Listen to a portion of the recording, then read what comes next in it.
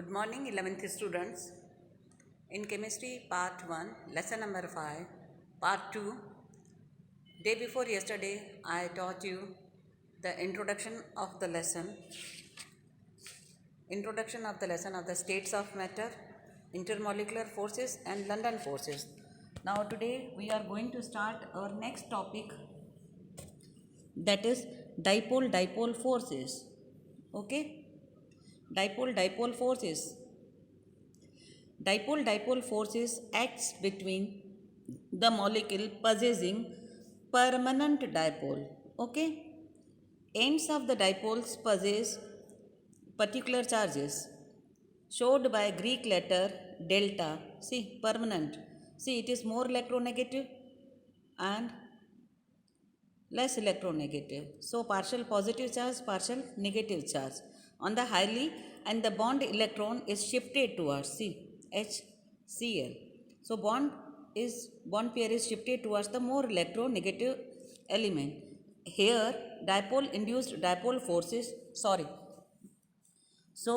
dipole forces acts between the molecules possessing permanent dipoles of like HCl, HF and so many examples. And these charges are shown by Greek letter delta. Partial charges are always less than the unit electronic charges, 1.6 into 10 raised to minus 19 coulomb. The polar molecule interact with neighboring molecules. See figure 5.2a.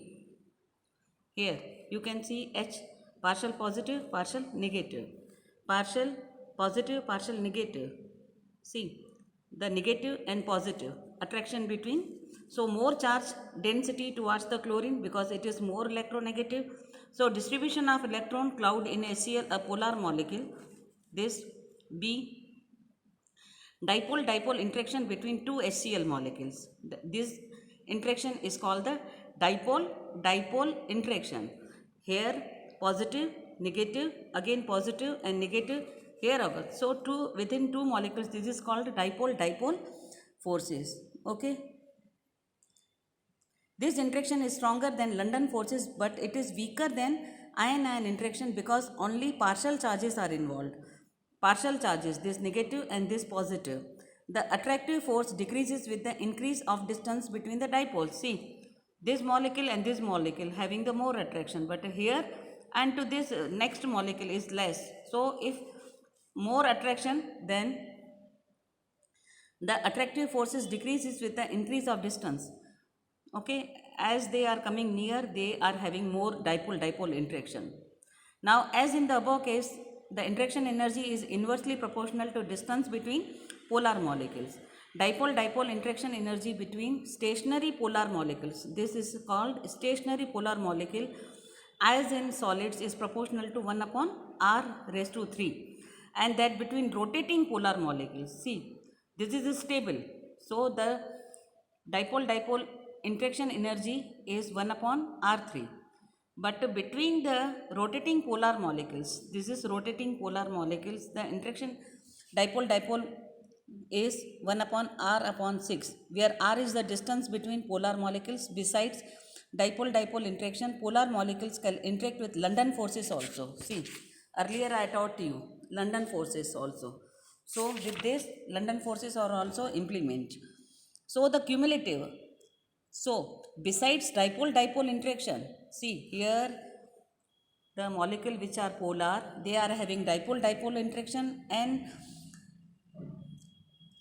polar molecules can interact by London forces also. Thus cumulative effect is the total effect of intermolecular forces in polar molecules increases. Okay, so there are two types of forces here.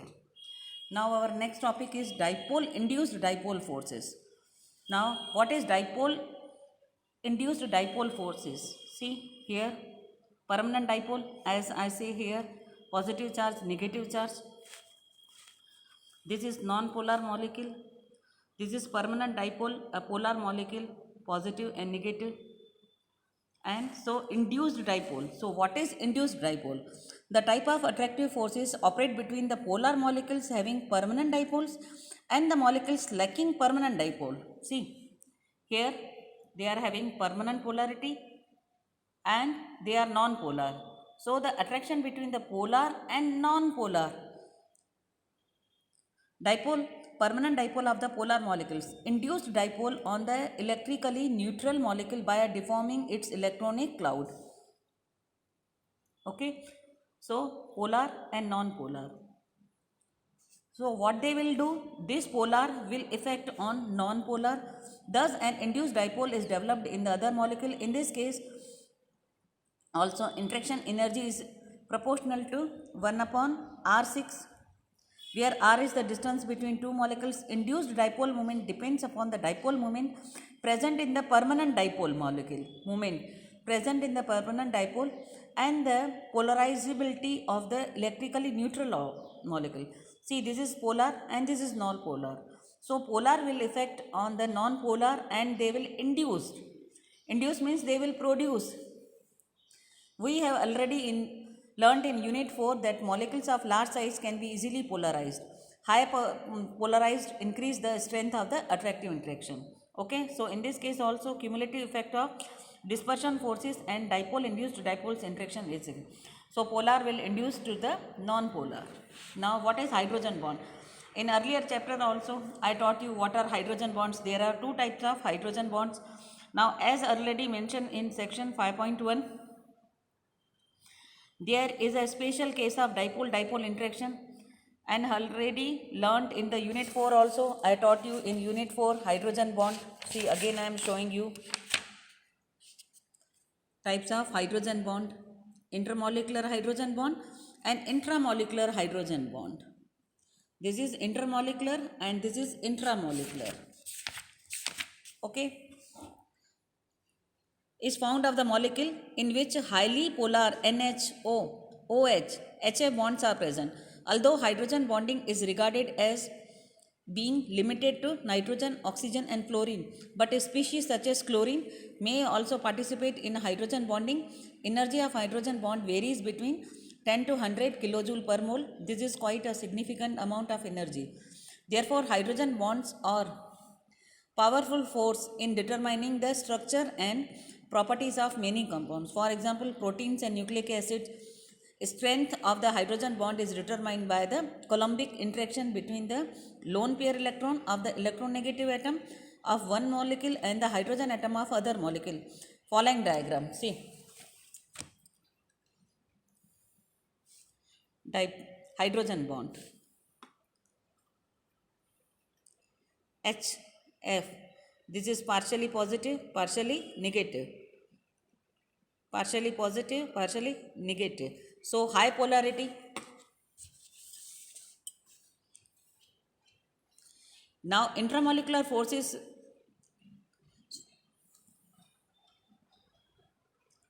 versus thermal energy interaction. Intramolecular forces discussed as far so as the all are attractive. Molecules also exerts repulsive forces on one another. As they are having the same charge, they will repulse. When two molecules are brought into close contact with each other, the repulsion between the electron cloud and between the nuclei of two molecules comes into play. See,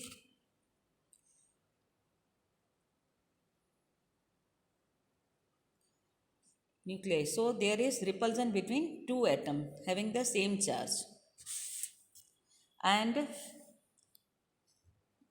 this electron and this electron, same charge, they are having repulsion. Here they are having attraction, here they are having attraction, here they are having repulsion. The nuclei of two molecules comes into play. Magnitude of the repulsion rises very rapidly as the distance separating the molecules decreases. This is the reason that liquids and solids are hard to compress. In these states, molecules are already in close contact. Therefore, they resist further compression, as they would results in the increase of repulsive interaction. Now, what is thermal energy? Thermal energy is the energy of a body arising from motion of its atom of molecules. It is directly proportional to its temperature of the substance. It is the measure of average kinetic energy of the particles of the matter and is thus responsible for movement of particles. This movement of particle is called the thermal motion. Okay, thermal means the heating of the substance is measured by average kinetic energy. Okay. Now our next topic is intermolecular forces versus thermal interaction. So earlier I taught you so many intermolecular dipole moments and all. So these forces versus thermal interactions. Now we have already learned that intermolecular forces tend to keep the molecules together, but the thermal energy of the molecules tends to keep them apart. See, if we are giving heat to the molecule, any molecule, so due to heating, due to this kinetic energy, the electron is leaving their orbital. So they will tend to keep them apart. Three states of matter are the result of balance between the intermolecular forces and the thermal energy of the molecule. So we are getting water in ice form, but if we are giving a heat to ice, it will melt into the liquid, and further if we are giving heat, then they will convert into vapor. So balance of the intermolecular forces and the thermal energy. When molecular interactions are very weak, molecules do not climb together to make liquid or solid unless thermal energy is reduced by lowering the temperature. Gases do not liquefy on compression only, although molecules come very close to each other and intermolecular forces operate to the maximum. See, on cooling, again gases, if we are covering the hot water that utensils with a lid, you can see the droplets of water. Okay, so droplets of water, when gas comes into thermal energy is getting lower, then they are converting into the liquid state. However, when thermal energy of molecule is reduced by lowering the temperature, the gases can be very easily liquefied. Predominant for thermal energy and the molecular interaction, you can see gas, liquid and solid. So intermolecular interaction. Now if solid, in this way liquid, and they can be converted into gas. The water is a great example. We have already learned the cause of the existence of the three states of matter. Now already you are knowing there are three states: solid, liquid and gaseous. Here we will study only the laws which governs the behavior of matter in these states. Then for the solid we will study in 12th. So in 11th you are having the courses the gaseous state. Now what are the gaseous state? This is the simple state of matter. Throughout our life we remain impressed in the ocean of air, which is a mixture of gases. We spend our life in the lowermost layer of the atmosphere called troposphere. Already you studied in the geography, troposphere, ionosphere, so many stratosphere, which is held on the surface of the earth by gravitational force. The thin layer of atmosphere is vital to our life. So we are getting oxygen, nitrogen and so many gases. Vital means we are getting life. It shields us from harmful radiations and contains substances like dioxygen. Dioxygen means oxygen. O2. Dinitrogen means N2. Carbon dioxide, CO2, that is useful for plants. So we are getting energy through plants, water vapor, etc. Now let us focus our attention to the behavior of substances which exist in the gaseous state under normal condition of temperature and pressure. Here in the surroundings also we are getting so many gases. So we are getting breath and we are breathing out carbon dioxide. So a look at the periodic table shows that, see, in the periodic table you can see hydrogen, nitrogen, oxygen, fluorine, chlorine and this. So what exists as gases under normal condition? The gaseous state, we can say gases are highly compressible. Compressible means we can compress it. See, we are in vehicles you can see in the wheels there is a gas. So if the pressure is lowering, the wheel is getting punctured. So they can be highly compressible. Gases exert pressures equally in all directions. Here we can see in atmosphere everywhere the oxygen and nitrogen is equally pressure is there. Gases have much lower density than the solids and liquids. You can observe the density. They are very lighter in air, so they are flowing in the air. You can see the density of liquids like glycerin, oil, they are heavier than water. So density means the volume and the shape of the gases are not fixed. Wherever we are keeping in the room there is total air filled, but liquids they can flow. These assume volume and shape of the container. Gases mix evenly and completely in all proportions without any mechanical aid. So here also Simplicity of gases is due to the fact that the force of interaction between their molecules are negligible. They are behave randomly, they are spread. They are having distance far away. They are not close. Their behavior is governed by the same general laws which were discovered as a result of their experimental studies. These laws are relationship between measuring property of gases. Some of these properties like pressure, volume, temperature and mass are very important because relationships between their variable. We will discuss the gases law, the relation between these all laws I will teach you in the tomorrow's lecture. Boyle's law, Charles law, so many laws are there. Graham's law, they govern the to the gaseous law only.